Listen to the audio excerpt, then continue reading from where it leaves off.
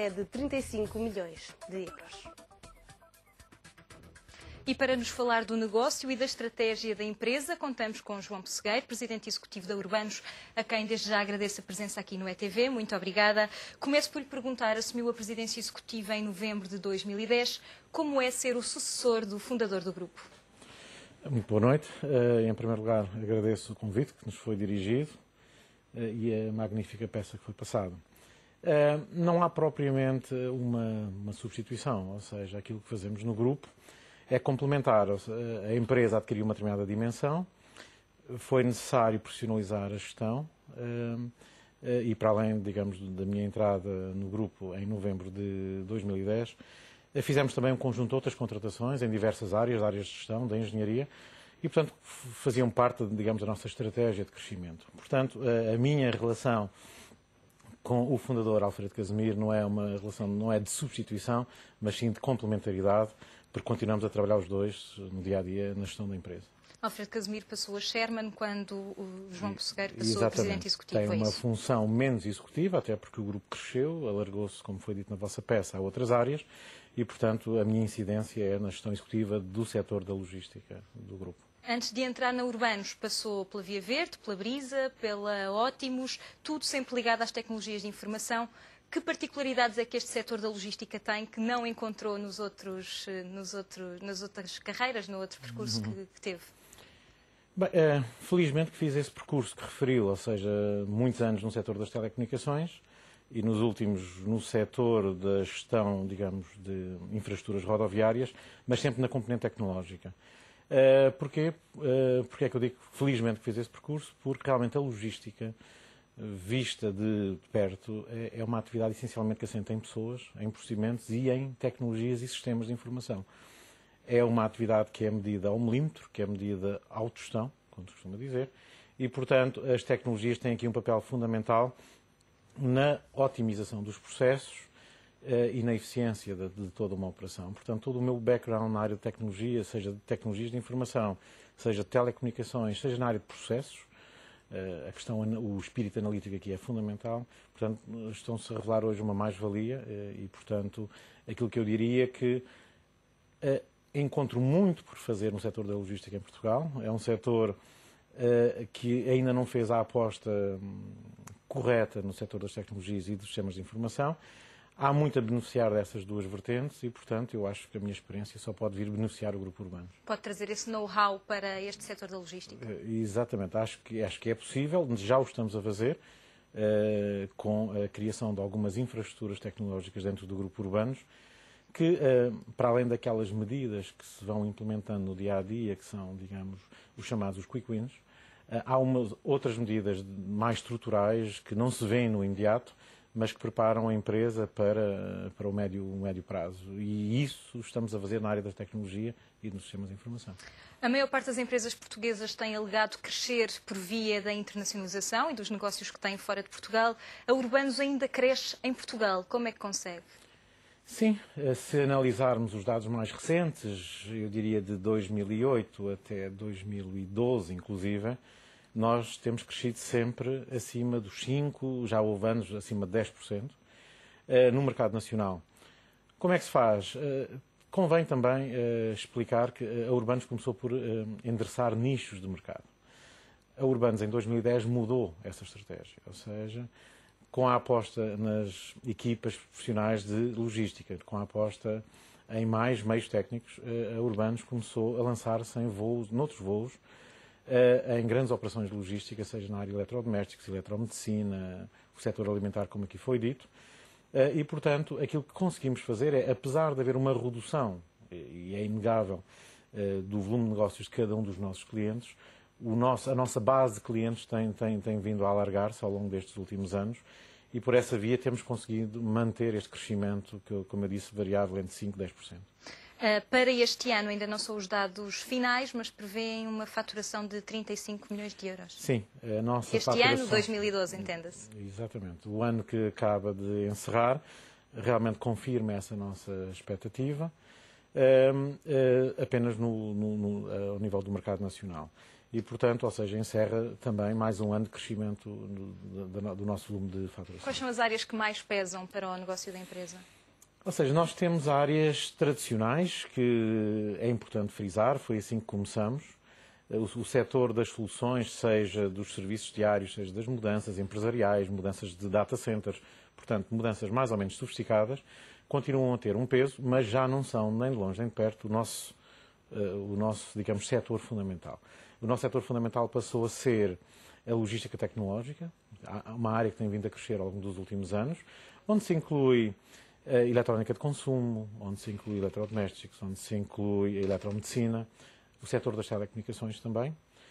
Portanto, quer no setor da armazenagem, distribuição, digamos, de capilar ou distribuição de grandes dimensões. Porque depois conseguem ter um portfólio alargado de serviços para um mesmo cliente.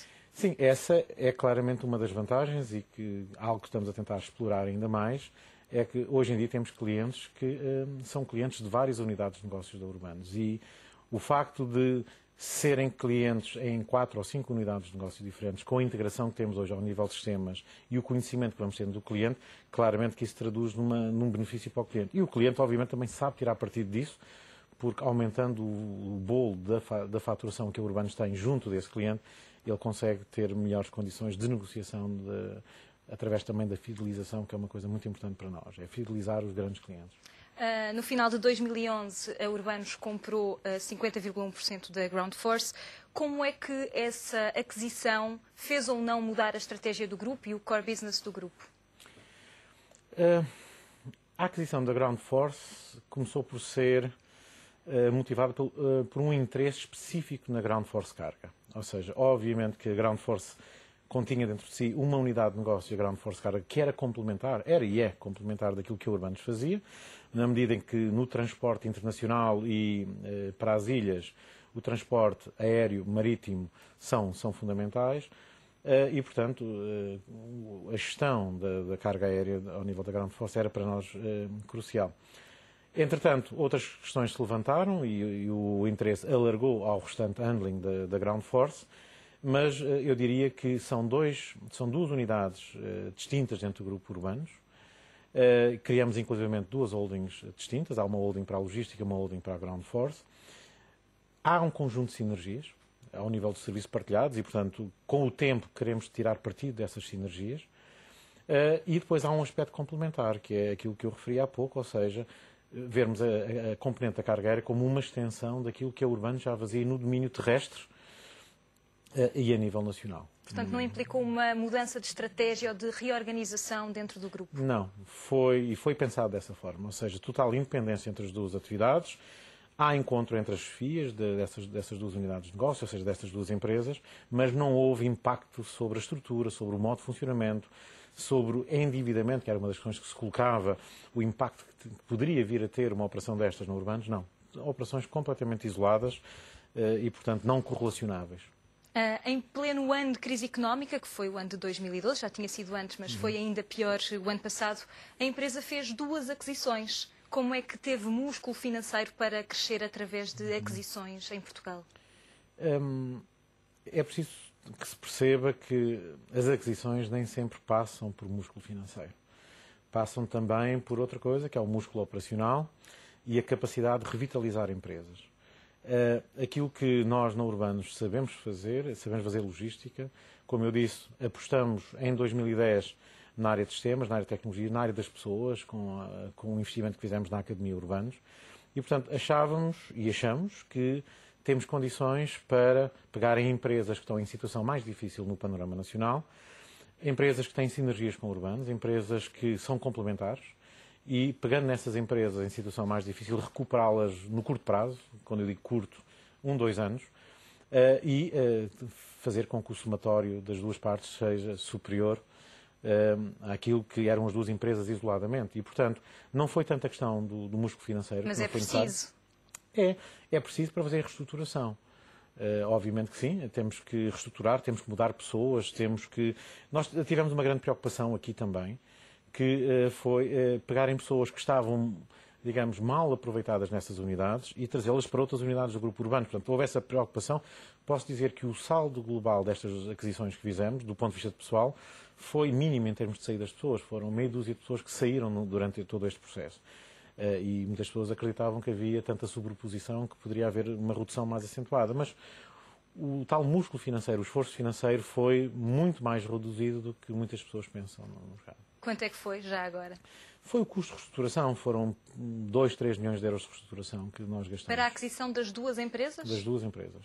E, portanto, deduzo que não foi preciso recorrer à banca para o fazer. Exatamente. Qualquer uma das operações, convém dizer, em primeiro lugar, uma coisa. Qualquer uma das empresas foi adquirida sem passivo, que é um bom sinal, com um déficit operacional, sim, mas sem passivo. E não foi necessário ao Urbanos recorrer à banca para fazer estas duas operações. Assumiu uma estratégia clara de crescimento e um crescimento agressivo pela via do crescimento orgânico, mas também pelas aquisições. A crise é um potencial deste negócio? Sim, é.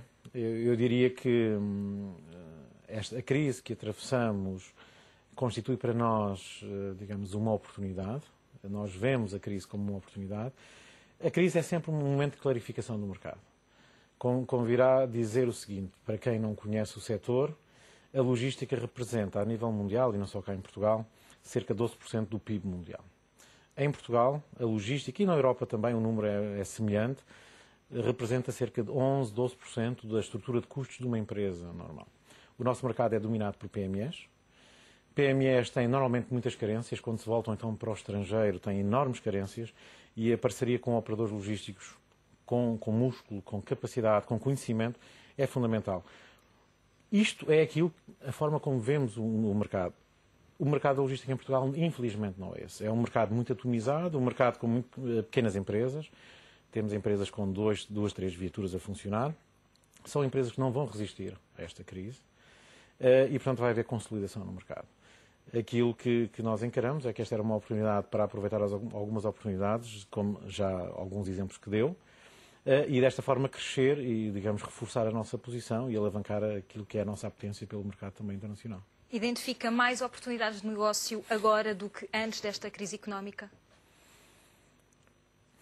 É difícil, ou seja, as oportunidades existem, mas é preciso ser muito mais criativo hoje em dia para tirar partido dessas oportunidades do que era há alguns anos.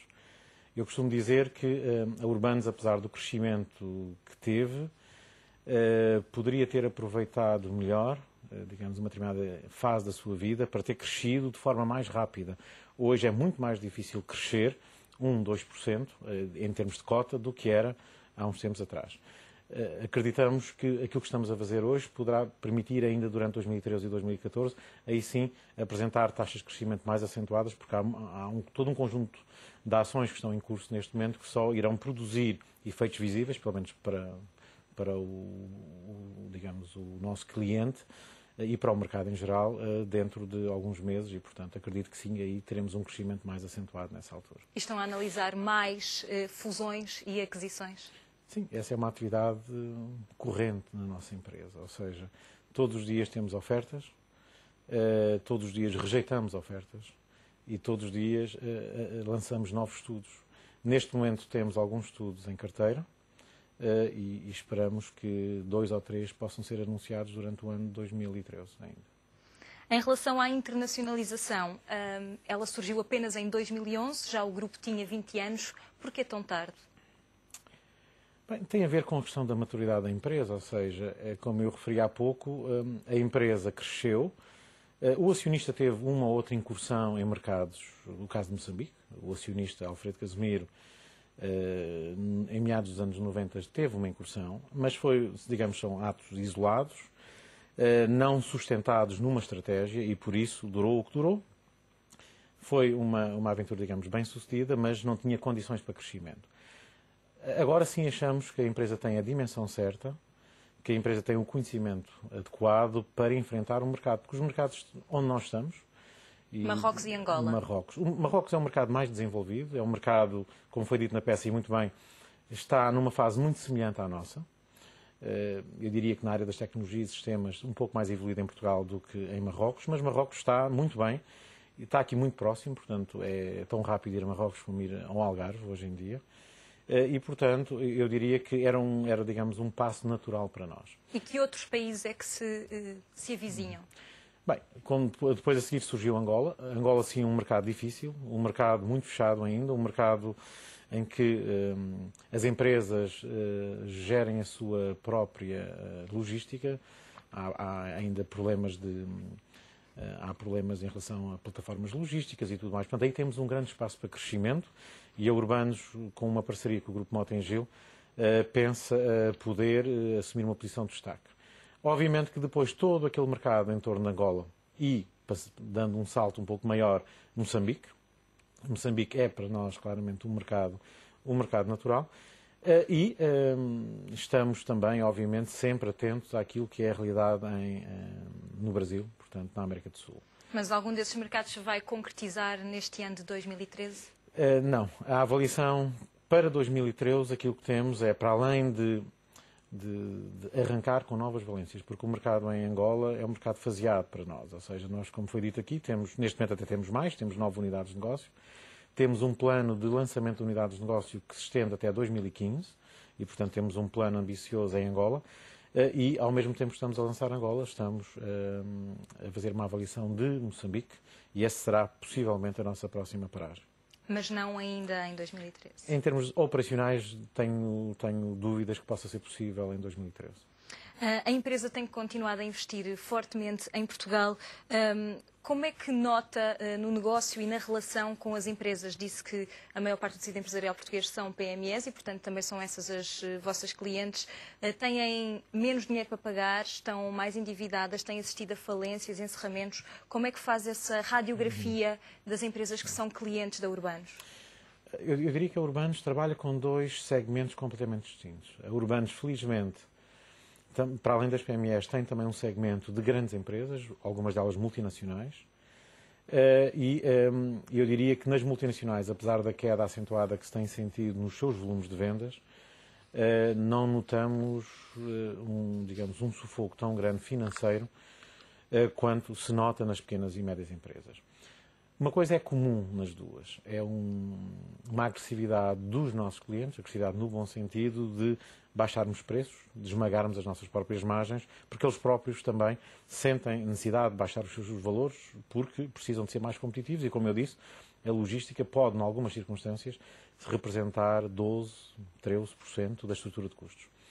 Portanto, há realmente um problema de cobranças, mais ao nível das PMEs, há muitas insolvências. Infelizmente, lidamos com insolvências todos os dias. Eu diria que não temos nenhuma situação dramática na Urbanos no que toca a isso. Temos uma equipa reforçada a esse nível. Fazemos um bom acompanhamento, fazemos uma boa triagem dos nossos clientes naquela fase inicial, de quem pode ser um parceiro nosso, quem não pode. Eu gosto mais de falar em parcerias do que a relação cliente-fornecedor. Mas, felizmente, temos aqui um bom equilíbrio entre grandes empresas, PMEs, e nós conseguimos ir gerindo esta situação, pelo menos até agora, temos conseguido. Para terminar e muito rapidamente sobre a privatização do CTT, já tiveram várias versões, já se foram anunciados como potenciais candidatos efetivos à privatização do CTT, entretanto, mais tarde já disseram que não estavam assim tão interessados, tendo em conta a evolução da atividade da empresa. Como é que estão, neste momento, a encarar este processo, que também foi adiado para o segundo trimestre? Para o segundo, é verdade. Bem, entretanto, desde que houve essas manifestações de interesse e que eu me recordo, ainda anteriores vivências minhas, já ouvia falar no interesse da Urbanos no CTT, muita coisa mudou na nossa empresa. Uma das áreas que eu não referi há pouco, quando me perguntou sobre as áreas que estão em grande foco neste momento, para além da logística tecnológica, é claramente a nossa unidade Expresso. Temos, graças a grandes e bons clientes nacionais, temos conseguido crescer bastante, duplicamos a nossa atividade em 2 anos e, portanto, temos hoje um músculo diferente, um músculo empresarial, processos, pessoas, diferente daquilo que tínhamos há 2 anos atrás, para pensar na questão da privatização dos Correios, em particular de uma área que para nós é importantíssima, que é a atividade do CTT Expresso. Eu diria que, como disse há pouco, estamos atentos a todas as oportunidades do mercado. Obviamente que, pela nossa estratégia de crescimento, o CTT Expresso é algo que nos interessa. Vamos ver as condições, como é que é feita a privatização, se é feita em bolo, se é feita repartida. e em condições será lançada, mas claramente cá estaremos na primeira fila para ver o que se vai passar. Muito obrigada, João Pessegueiro, pela sua presença aqui no Grandes Negócios. Tá. E é tempo agora de olharmos para os empreendedores que, ao longo da semana, explicam